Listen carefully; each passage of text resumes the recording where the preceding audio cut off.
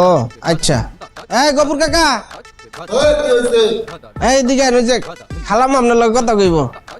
এই যাইছে খালাম্মা। কে গফুর মিয়া, খবর বার্তা কি তো? আসসালামু আলাইকুম খালাম্মা, কেমন আছেন? এই তো আল্লাহ রাখছে। খবর বার্তা কিতা? মুখ চোখ দিয়ে হুগায় রইছে কিরে?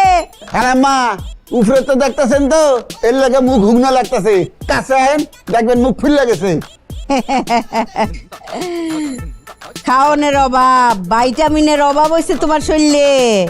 কি করুম খালাম্মা, খালি আলু ভর্তা দিয়ে ভাত খাই, যে বেতন দেয় সেই বেতন দিয়ে দেয় না।